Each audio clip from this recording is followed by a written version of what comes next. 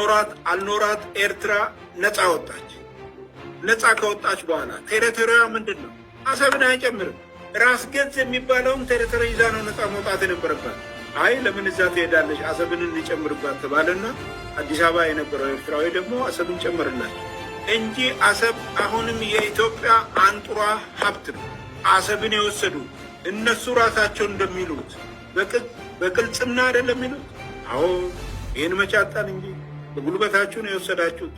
አዲስ አበባም ጉልበት ፈጥራችሁ፣ አስመራም ጉልበት ፈጥራችሁ፣ ሁለቱም ቦታ ማንም እንዳይናገር አንገት አስርቅ አስቀብራችሁ የሽግግር መንግስት ሆናችሁ እያለ በኢትዮጵያ ዳር ድንበር ላይ መወሰን እንደማትችሉ በራሳችሁ የሽግግር መንግስት ቻርተር ተቀምጦ እያለ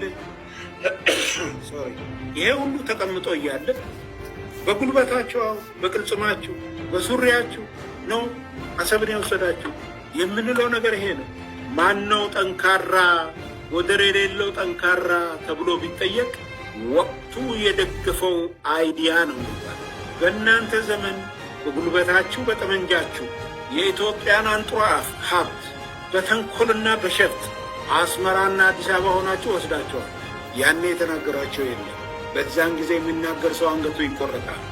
አማራ እንደሚተርተው ደረቃቅ ጉሮሮ ይቀዳል። ምን ማለት ነው? መቼ፣ ለማን፣ የት ልናገር የሚል ነገር ነበር ጄኔሬሽኑ የሚጠብቀው። አሁን ደግሞ የኢትዮጵያን አሰብ የሚያስመልስ ጄኔሬሽን ነው ያለው።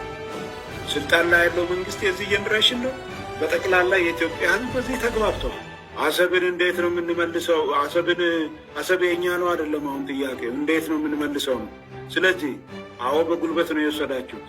በጉልበት የወሰዳችሁትን በጉልበት ይመለሳል። በዳይቨርሽን ታይቶ ትርክቱ እንዳይበላሽ የእናንተም ታሪክ እንዳይበላሽ ብታስቡበት። እኔ መሰጋው ነገርየው ሲሳካ ደግሞ ያኔም ብለን ነበር እንዳትሉ ነው